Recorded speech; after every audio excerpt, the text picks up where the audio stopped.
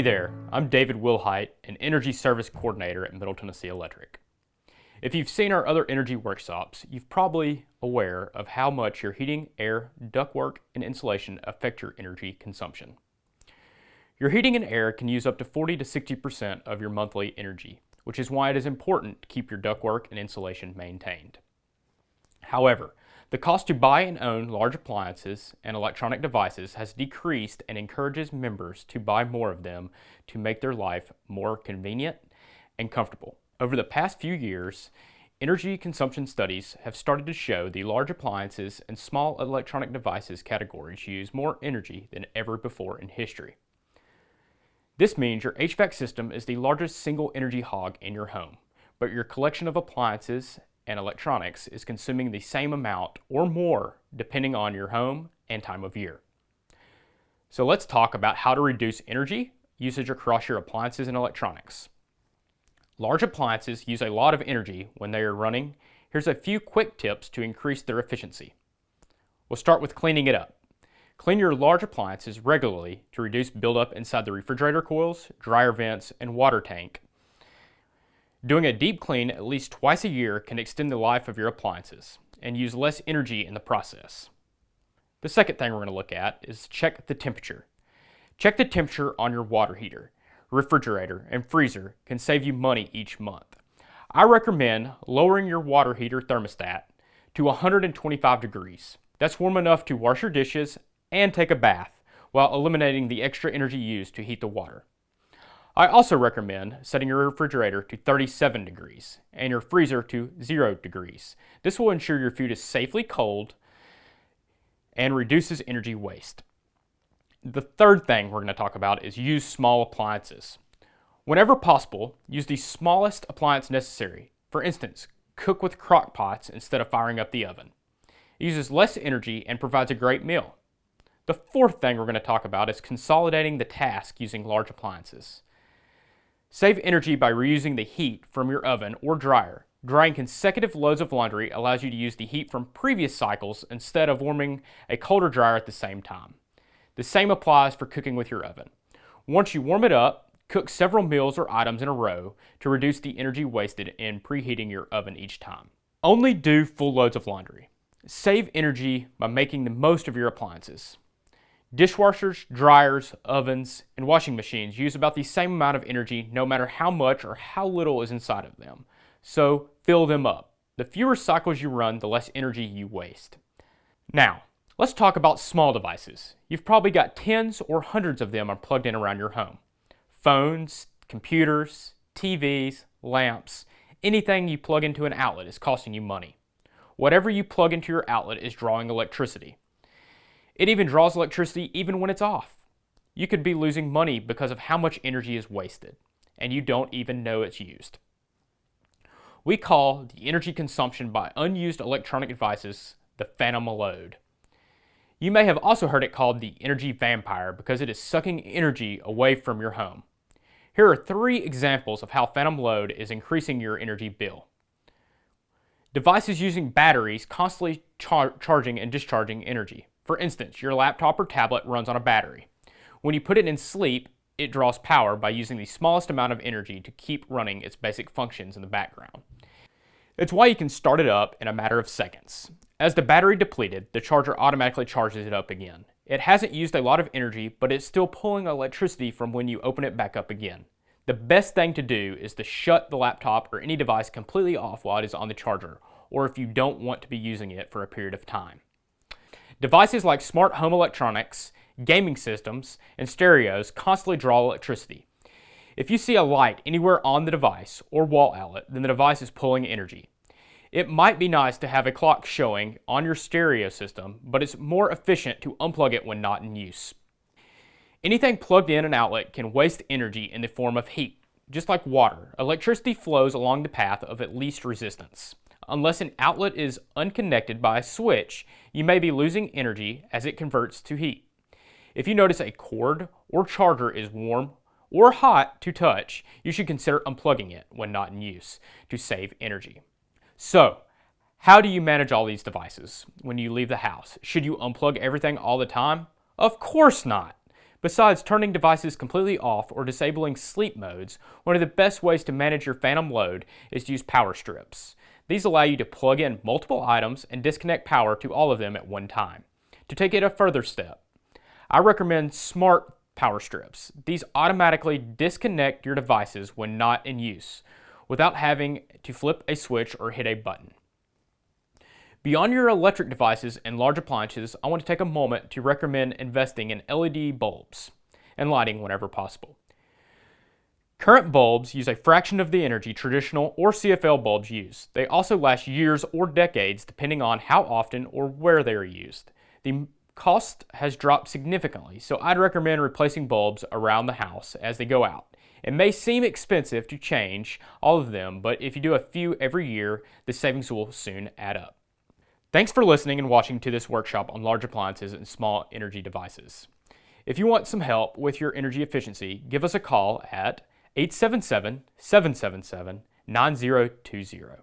In addition to helping you improve your energy habits, the Energy Service team can conduct a home efficiency evaluation to spot other ways you can save energy each month and reduce your bill.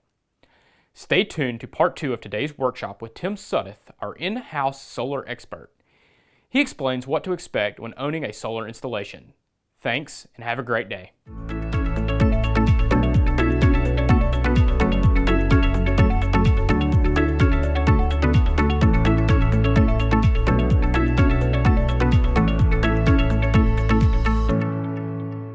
Hopefully you enjoyed the first part of today's workshop. Energy efficiency and solar installations go hand in hand. The more efficient your home is, the less energy you'll need to generate and the less money you'll need to spend on your solar system. In this workshop, I want to talk to you about solar ownership and what you can expect from your installation. Hey everyone, I'm Tim Suddoth, the Distributed Energy Resources Coordinator at Middle Tennessee Electric. I work to help members with emerging technology like solar, electric vehicles, and battery storage. In fact, I'm here at our Lebanon office where we recently installed and commissioned a 60 kW PV system paired with battery storage. It allows us to learn and study how to use solar technology to benefit our members. As with any rapidly growing and evolving industry, there is a lot of information about solar, battery storage, and microgrids. But not all the companies creating this information has your best interest in mind. With a background in solar sales and installations, I maintain a certification and accreditation through the North American Board of Certified Energy Practitioners, or NABCEP. This is something I am very passionate about, and I want to help our members make the best decisions when it comes to going solar. When you have questions about anything related to solar, I really hope you'll reach out to me. As I mentioned earlier, we're talking about the solar installation process and what to expect. I'm going to try to provide this information as just an overview. However, there is some technical information I will be providing today. If you have any questions or want further clarification on anything related to solar, please feel free to reach out to me at tim.suddoth@mtemc.com, and I'm happy to answer those more advanced or specific questions. So let's talk about owning a solar system. This is the last stage in your solar journey. At this point, you've completed the first 3 stages. You've researched the cost of installing and maintaining your system. This includes how the solar system will affect your taxes and homeowners insurance. You've now found 2 to 3 contractors and signed the best proposal for your goals. And finally, you've installed your system using a NABCEP certified installer and licensed electricians. So what do you have to do to actually turn the system on and start using the solar energy? First, you need to contact Middle Tennessee Electric and ask for me. You'll need to have your system commissioned by Middle Tennessee Electric before we can connect it to the grid. I can also help ensure your system is safe and ready to connect. This is also the last opportunity to make sure your system meets the requirements needed to sell energy back to the Tennessee Valley Authority through their Dispersed Power Program, or DPP. Middle Tennessee Electric will set up your account to report any excess energy you provide to TVA on a monthly basis. If you've decided to go behind the meter, or BTM, then we can move forward with the final steps of your PV system. For Middle Tennessee Electric to commission your installation, you will need to pass your final state electrical inspection and ensure all paperwork and contracts are fully executed. At that point, Middle Tennessee Electric can install the new bidirectional meter for your installation. I'll schedule a safety commissioning with you and your contractor. This involves a test to simulate a power outage so the contractor can demonstrate that the safety measures are working properly to prevent electricity pushing back onto the grid. This will ensure our line crews and other first responders are protected in the event of a power outage. Once your system passes the commissioning, you're granted permission to operate your solar PV system. All that effort, money, and time you spent on your installation is now active. So let's talk about what to do next. Your system is a miniature power plant and comes with a lot of responsibility. Solar systems are not something you just turn on and forget about. You'll need to manage, maintain, and use it regularly. I recommend you spend time with your contractor so you can learn how to use the system. Make sure you have information on how it works and how to operate it. If there's a problem, you're going to want that information available to prevent malfunctions, property damage, or potential injury. I recommend you creating a schedule and set up reminders to check your system regularly, preferably once a month, and after large storms. Many installations also come with mobile apps you can look for to review issues. Look for things like maintenance alerts, decreased production over time, and other warnings that your system needs maintenance. You should visually inspect the system for things like equipment issues. Are the wires properly secured and not drooping? Are there orange or red lights? And are the panels clear of any debris? You can clean the panels with water only in the early morning before they get hot. Never use solvents or solutions on your panels. If you have a roof installation, check inside your attic for leaks or other problems that could be caused by your system. Catch these smaller issues before they become bigger ones. In addition to your monthly inspections, schedule planned maintenance with your contractor at least once a year. Your system is kind of like a car, and without regular maintenance, it will break down or lose efficiency. This means you should expect to replace things like the inverter or the batteries every 10 to 15 years. These are the major costs, so don't get caught off guard.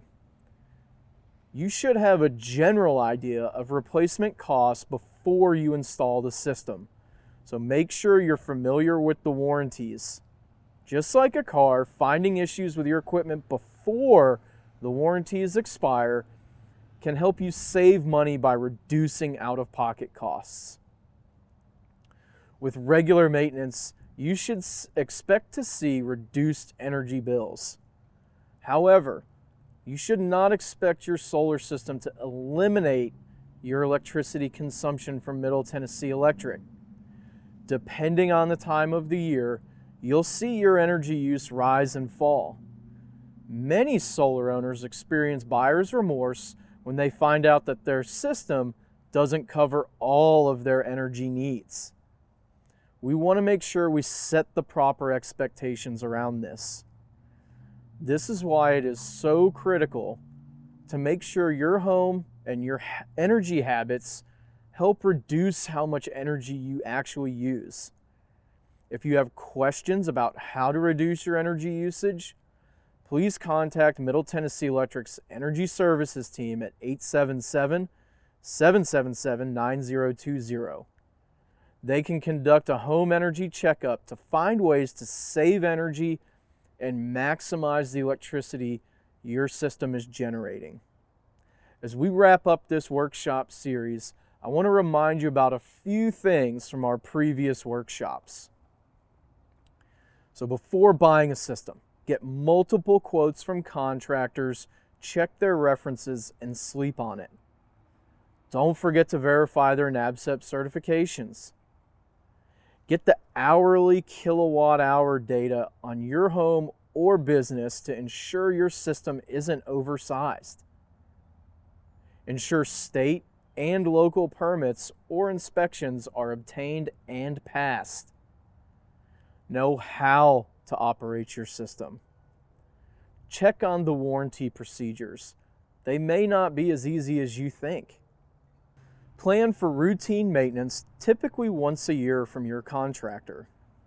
Use Middle Tennessee Electric as a resource. We have NABCEP certified employees available at no cost to you, so we can discuss your goals and plans. And last but not least, if it sounds too good to be true, it probably is. Don't let anyone sell you a system promising no energy bills or return on your investment within the first few years. There are less reputable contractors that are looking for sales no matter how it affects you or your family. Protect yourself by talking to Middle Tennessee Electric when something sounds too good to be true. When you decide to go solar, contact us. We're committed to helping you achieve your solar goals. From building your own PV system to participating in our community solar programs, Middle Tennessee Electric has a green energy solution to fit your needs. You can view our solar programs, view our recommended contractor list, or get more information about installing your own solar installation at mte.com/solar. If you've not seen the entire solar workshop series, you can watch those or rewatch this one on demand at mte.com/Energy Academy or the Middle Tennessee Electric YouTube page. Thank you so much for watching, and good luck with your new solar system.